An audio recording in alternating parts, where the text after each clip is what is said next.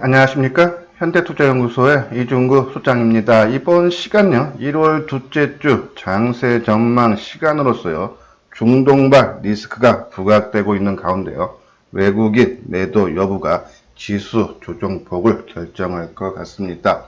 그나마 다행인 것이요, 지난 금요일에 외국인들이 2,600억 순매수를 보였어요.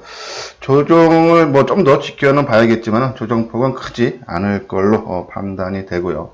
두 번째는 삼성전자가요. 지난해 4월이죠. 비메모리 분야에 투자 133조를 해서 2030년까지 세계 1위로 우뚝 선다는 발표를 했었죠. 지금 그러면 한 8개월 정도가 돼가고 있는데 좀 실행이 본격적으로 진행이 되고 있어요. 거기에 대해 진행되고 있는 이 비메모리 분야에 대해서 한번 집중적으로 알아보도록 하겠습니다. 그리고요, 우리 하모니 관심주에 새롭게 편입할 후보군에 있는 종목들 있죠? 콘텐츠, 그리고 핀테크 사업 관련 종목들에 대해서도 한번 알아보도록 하겠습니다. 먼저 지난주 우리 시장 지표 주간 분석을 한번 해보죠. 코스피 지수가 한 28포인트, 한 1.2% 하락한 2176으로 마감됐죠. 자, 수급을 보면은 기관들이 1조 1000억대 순매도를 보이고 그 물량 대부분을 개인들이 1조 1000억 순매수를 보였어요. 외국인들은 그냥 이게 관망하는 모습이었죠. 한 190억 정도 순매도에 그쳤네요.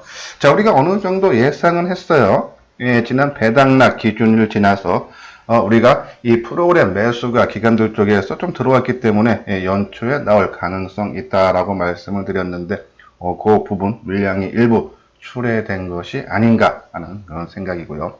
코스닥 지수는 한 12포인트, 한 1.3% 상승한 669.93으로 마감이 됐죠.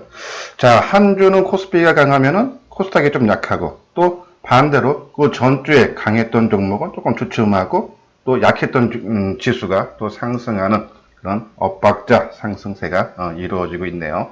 코스닥의 수급상을 보면 개인들이 한 3,900억 큰 폭으로 매수를 보였고, 외국인들이 한 1000억대, 기관들이 한 2,700억대 순매도를 보였네요. 자, 코스닥은 개인들이 이렇게 큰 폭을 매수해도 지수는 올라갈 수 있죠. 왜? 이 코스닥의 매매 비중이 개인들이 한 8, 90% 됐죠. 그렇기 때문에 개인들이 산다고 무조건 빠지는 것은 아니다라는 그런 말씀을 드려요.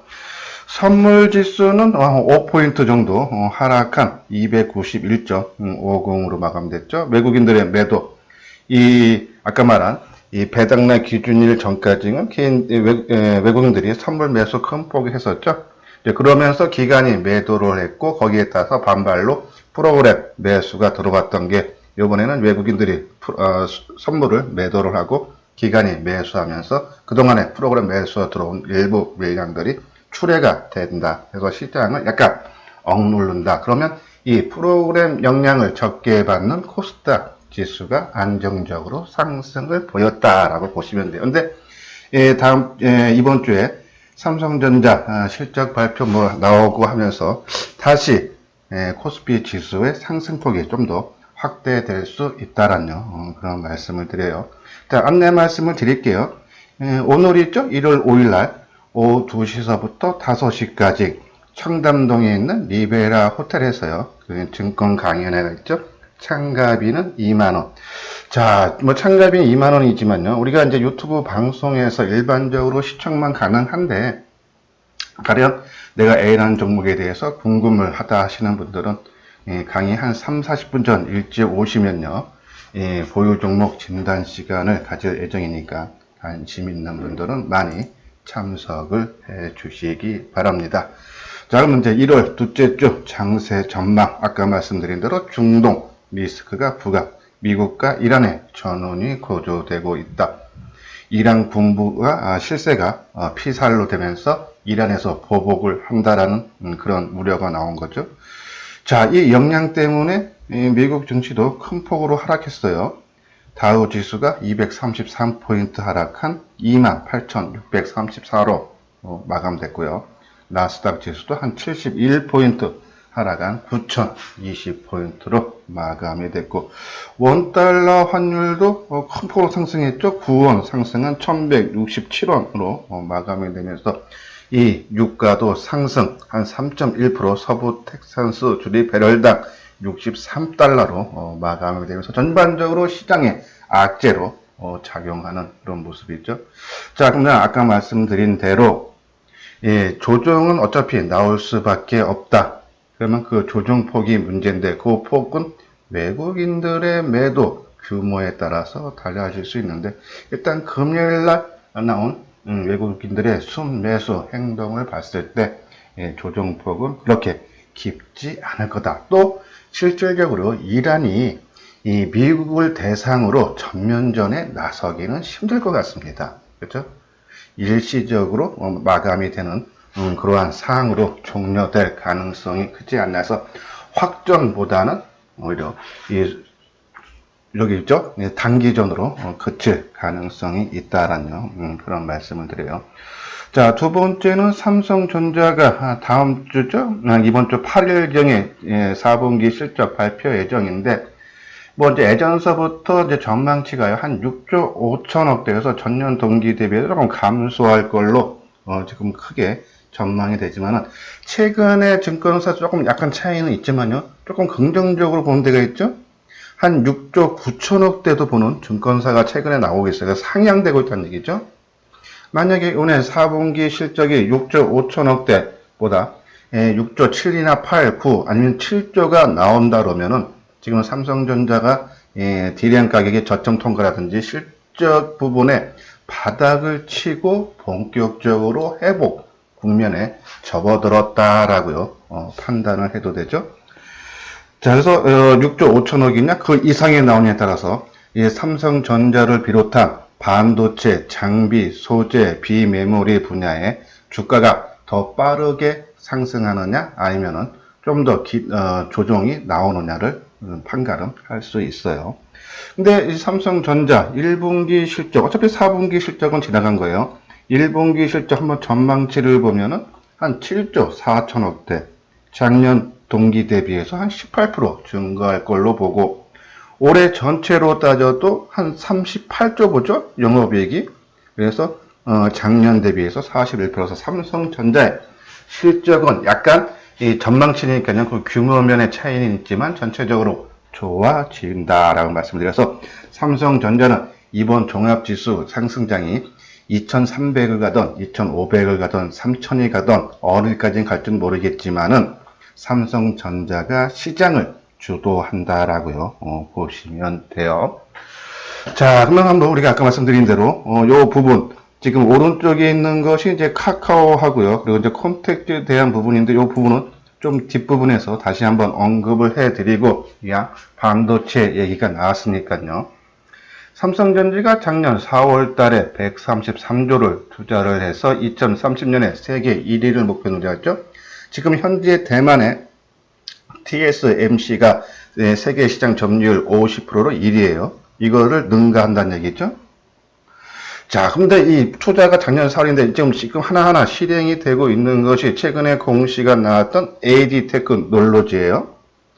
AD테크놀로지는 이 대만 TSMC하고요, 이 가치사설 협력자로 관계가 됐는데 올 3월 중순경에 해지를 한다 그랬죠.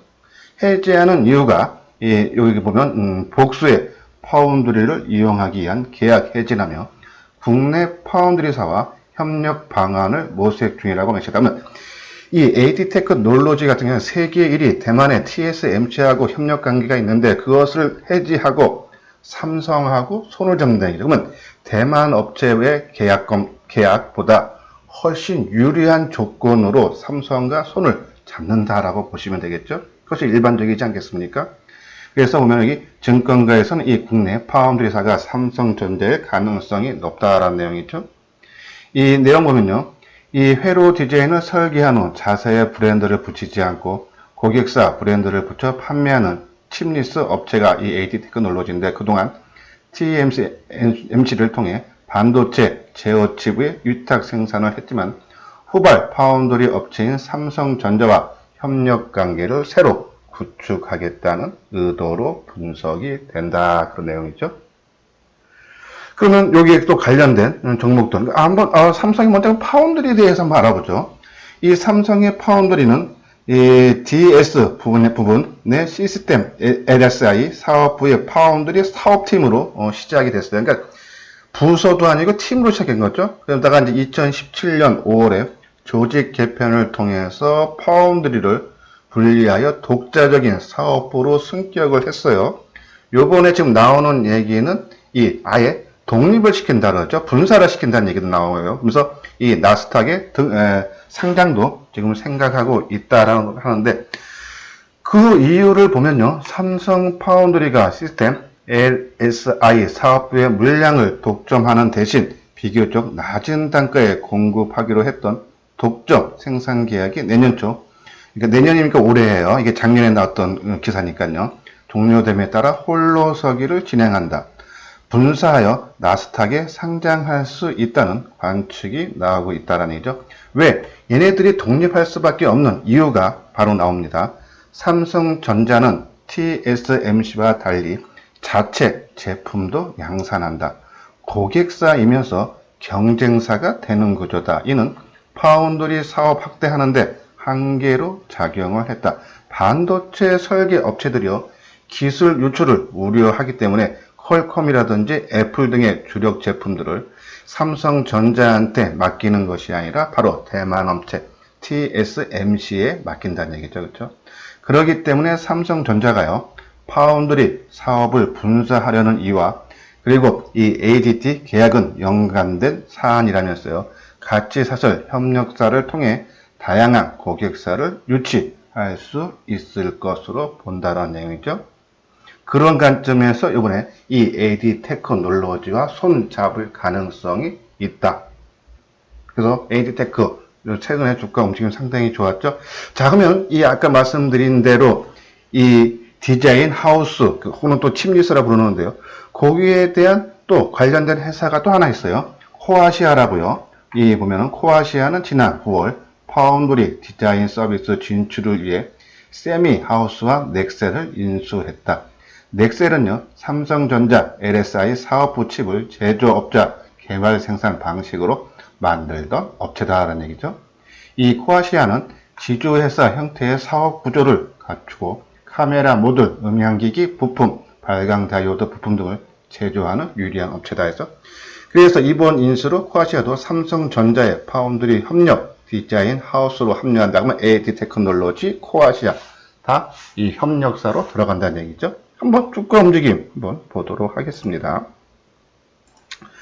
자, 먼저 AD 테크놀로지, 그렇죠? 우리가 아마 요 정도 선에서 이제 말씀을 드렸던 것 같은데 주가가 좀 더 떴어요, 그렇죠?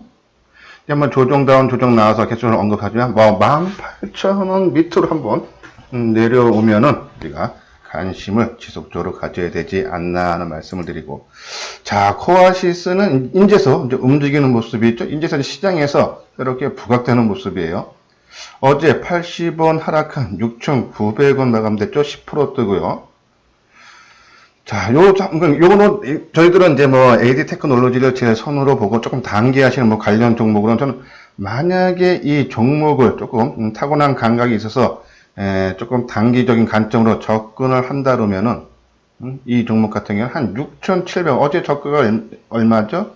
6,790원, 그쵸? 요 고가가 6,700원, 그쵸? 6,700원 내외 한번 월요일날 중동발 리스크 때문에 좀 하락을 한다 그러면은 6,700원 내외 정도 수준에서는 이 코아시아 관심을 가져야 된다. 아니요. 물론 단기적으로 관련하자. AD 테크놀로지 조금 이 타고난 감각이 없는 분들은 오히려 이제 이 AD 테크놀로지를 한 18,000원 밑으로 내려오면은 그때 타이밍을 잡자라는 그런 말씀을 드리고, 자, 그러면 이제 비메모리 분야, 특히 아까 말씀드린 대로 이 비메모리 분야는 이제 파운드리, 이 위탁 생산하는 업체요. 팹리스, 반도체 설계하는 회사죠. 그리고 이제 아까 말한 이 AD 테크놀로지처럼요, 이제 디자인 하우스 해서 코아시아도 포함되고요. 그런 회사 있고, 그리고 또 하나가 있는 것이 반도체 후공정을 전문으로 하는 패키징 회사가 있죠. 이 반도체 패키징 회사가요, 제가 이게 한 거는 한 6개 정도 있어요. SF의 반도체, 우리가 계속 언급을 해드렸죠? 테스나, 하나마이크론, 시그넥티스. 하나마이크론은 테스트하고 패키징 같이 하는 거고, 시그넥티스는 패키징만 하고, 테스나는 테스트만 하고, 원팩은 테스트 패키징 하고요. 넷패스도 테스트 패키징, SF 반도체는 패키징만 하는데, 그 중에 이제 넷패스를요, 한번 보도록 할게요. 그 전에 뭐 공지라 잠깐 안내 말씀드리면은, 처음 이 방송을 듣는 분들은요, 저 열심히 하고 나한테 도움이 되겠다 하시는 분들은 구독하기, 그리고 이미 제 방송을 구독하시는 분들은 좋아요를 눌러주시기 바랍니다. 자, 이게 이제 넷패스에 대한 회사예요. 넷패스가 반도체 및 전자 관련 부품, 재료 및 화학 제품을 제조하는 업체죠. 특히 비메모리 후공정 기술을 보유하고 있는데, 다수의 칩을 한 번에 묶는 팬아웃 웨퍼 레벨 패키지 FOWLP 기술을 상용화해 국내 최초로 성공을 했다죠. 또 차세대 반도체 패키지 기술로 패널 레벨 패키지 PLP 양산에 세계 최초로 성공을 했다는 얘기예요. 주 거래처는 삼성전자, 동부하이텍. 근데 국내 반도체 사업 기반이 메모리에서 비메모리로 무게 중심이 이동하면서 이 웨이퍼 레벨 패키지 국내 단독 공급자로 급성장이 기대된다는 얘기죠. 실적도 상당히 좋아요. 2018년에 영업이익이 218억이었는데 작년 3분기가 179억, 4분기는 아직 뭐 확정은 아니지만은 224억 정도 전망하죠. 2018년 한 해 동안 번 거를 4분기에 그 이상 벌었다는 얘기여서 작년 전망이 한 656억, 실적이 크게 개선되는 거죠. 그렇죠? 아까 말한 대로 이 비메모리 후공정 기술을 또 보유를 하고 있다. 실적도 상당히 좋아지고 있다. 그리고 시장 흐름이 아까 말씀드린 대로요, 이 비메모리 분야에 관심이 이슈화가 되고 있다는 얘기죠. 자, 넷패스는 우리가 지난 11월달인가 10월쯤에 한번 실패한 종목입니다. 자, 어저께 의미 있는 상승이 나왔어요. 7% 정도. 그렇죠? 1850원 상승. 개인의 매도가 28만 의미 있죠? 자, 여기서 바로 치기가 아니라 오늘 거래가 좀 많아요. 360만 주. 그러면 한번 조정 받아서 크게는 안 받을 겁니다. 조금 하면은 저는 요 가격대, 그러니까 지난 고점, 전고점 수준이죠? 이런 돌파를 해주고 살짝 깨고 내려오면은 조정받으면 뭐 한 2만, 여기 가격대가 얼마죠? 한번 볼까요? 한 2만 5천 원, 2만 6천 원 밑에 오면은 한번 우리가 타이밍을 다시 한번 잡아야 되지 않나 라는 그런 말씀을 드려요. 자, 뭐 다른 종목들 우리가 패키징 업체 아까 말한 대로 하나마이크로 한번 종목들만 보도록 하겠습니다. 그쵸? 뭐 그렇게 나빠 보이진 않지만 그렇게 썩 마음에 드는 종목도 아니다. 시그네틱스. 자, 탄력이 조금 약하죠. 그쵸? 시그넥티스. 테스나는 움직임 좋아요, 지금. 그쵸? 테스나 지금 벌써 움직이기 시작했죠? 윈팩. 윈팩도 뭐 그렇게 나빠 보진 않네요. 그쵸? 그리고 SFA 반도체. SFA 반도체도 같이 가죠. 그쵸? 움직임. 좋은 움직임. 그러니까 지금 비메모리 분야, 지금 우리가 아까 말한 AD 테크놀로지 좀 조정 들어오고, 넷패스, AD 테크놀로지는 조금 조정을 한 뭐 고점 대비해서 한 15, 20% 받을 때까지 기다리고, 넷패스는 뭐 하루 이틀 정도만 살짝 밀려도 한번 우리가 타이밍을 잡을 거고요. 코아시아 조금 공격적인 투자가 타고난 감각이 있는 분들 접근 가능하지 않나 하는 말씀드리고, 이 부분이 이제 우리 반도체 장비 업체죠. 원익 IPS, STI, 테스, 유진테크, LOT베컴, 유니스템, PSK. 지금 우리 하모니 관심주에는 원익 IPS가 있는데, 신규로 장비주를 만약에 택한다면 유진테크, 장비주에서만요. 그리고 이제 아까 말한 이제 소재, 비메모리, 우리가 지금 이오테크닉스, ENF 테크놀로지 있죠. SNS텍은 최근에 조금 급등해서 좀 제외를 했어요. 그렇죠? SNS텍. 그리고 이제 새롭게 넣은 게 이제 비메모리, AD 테크놀로지. 그리고 아까 말한 코아시아, 넷패스 이렇게 한번 같이 보도록 하고, SFA 반도체도 마찬가지죠. 그렇죠? 한번 우리가 지켜보면서 타이밍을 한번 잡아드리도록 하겠고요. 만약에 오면은 문자로 바로 발송을 해드리도록 하겠습니다. 자, 그럼 이제 아까 말씀드린 대로 이제는 카카오죠. 여기 보면요, KB증권에서 나온 보고서인데 올해 정책 수혜 업종으로 주류, 핀테크, 콘텍트를 꼽았다라는 내용이죠. 온라인 투자 연계 금융업법이 올 8월에 실행이 된다 그러죠. P2P 금융법으로 알려진 온라인 투자 연계 금융업법이 시행된다라면서요. 이번 법 제하로 증권사, 여신 전문 금융업자, 사모펀드 등이 다양한 금융기관이 투자할 수 있도록 허용되면서 사모펀드 가이드라인에서 법인에 대한 대출만 가능하도록 되어 있던 제한이 해결될 것으로 보인다라는 내용이죠. 자, 그러면 최근 카카오페이 등을 통해 P2P 투자 플랫폼으로 접근성이 높아지고 있는데 P2P 대출이 제도권으로 편입되면 카카오 등 인터넷 기업들의 새로운 모멘텀이 될 수 있다. 상당히 좋은 얘기죠. 그래서 우리가 카카오는 이 전략주로 우리가 하모니에 편입된다 해서 삼성 SDI를 빼고요. 근데 그 타이밍, 아직도 같이 조정을 받고 있으니까는 뭐 타이밍 적절한 시기에 오면은 카카오로 집어넣는다 말씀을 드렸고, 다음은 이제 영화 콘텐츠 제작 비용 세액 공제죠. 정부는 2020년 세법 개정안에서 영상 콘텐츠 제작 비용 세액 공제의 범위 확대를 하고 공제율을 높이는 등 콘텐츠 사업 지원 정책을 강화했다라는 내용이죠. 그래서 뭐 스튜디오 드래곤, 그죠? 그 뭐 제이콘 텐트리, 초록웹, 뭐 오로라 등이 있죠. 이 공제 대상 콘텐츠, 저는 사실 뭐 이게 세액 공제도 중요하지만은 이제 시장에서 OTT 해서 온라인 동영상 서비스죠. 그 분야가 오히려 시장의 이슈화가 될 수 있다라는 내용이에요. 여기 뭐 디즈니 플러스, 애플 TV, HBO 맥스 등 글로벌 OTT 출범 소식이 스튜디오 드래곤에게 수혜가 될 거라는 전망이죠. 근데 4분기 실적이 조금 부진할 걸 전망해요.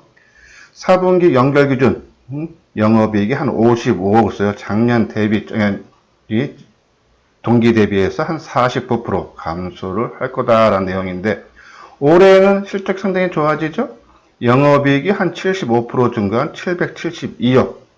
그래서 드라마 제작 편수가 올해보다 늘어나면서 외형 성장 기능이 나고 비용 부담도 줄면서 영업이익이 크게 영업이익률이 올해 9.1%에서 13.9%로 상승을 할 거다라는 내용이죠. 연간 25편 드라마를 만들었는데 올해는 한 40편까지 드라마를 늘린다. 제작을. 거기에 따른 수익이 창출이 된다. 그렇죠? 스튜디오 드래곤 계속적인 관심을 갖자라는 그런 말씀을 드려요. 자, 그러면 한번 우리가 차트를 보면서 한번 진단을 한번 해보죠. 스튜디오 드래곤. 뭐 어제도 잠깐 말씀을 드렸는데 좀 조정. 아까 말한 4분기 실적이 부진한다 했죠? 그럼 너무 빠르게 매매할 필요는 없지만 상당히 좋은 모습이 이틀 조정. 제 생각으로는 모르겠습니다. 월요일날 중동발 리스크된 지수가 얼마나 빠질지는 모르겠지만은 이 부분에 스튜디오 드래곤 조금 하락폭이 좀 제한적이지 않나 한번 관심을 가져볼 필요가 있다라는 거 말씀드리고 카카오는 지금 당장은 아니지만 모습은 만들고 가고 있어요. 적절한 타이밍에 우리가 문자로 새롭게 이 하모니 관심주에 편입을 하도록 하겠다라는 말씀을 드리고 이게 하모니 관심주예요. 우리가 지금 IT 섹터가 상당히 많은데 그래서 여태껏 시장 수익률보다 훨씬 나은 우리가 수익이 발생되고 있는데 금요일날 이 RF HRC가 좀 급락했죠. 뭐 근데 크게 뭐 손해는 아니에요. 그렇죠? 우리가 지난주에 싸게 언급을 해드린 분야가 있기 때문에 한번 지켜보자라는 말씀을 드리고 이렇게 새롭게 아까 말씀드린 뭐 한 4-5종목 빼고 늘 예정이다라고 말씀을 드렸어요. 한번 지켜봐 주시기 바랍니다. 특히 아까 말한 이 비메모리 분야 AD 테크놀로지, 코아시아, 네페스 집중적으로 관심을 갖자. 그리고 이 콘텐츠 그리고 카카오도 우리가 관심을 갖자라는 말씀을 드리면서 오늘 주말 방송을 마치도록 하겠습니다. 끝까지 시청해 주신 분들 좋아요와 구독 꼭 눌러 주시기 바랍니다.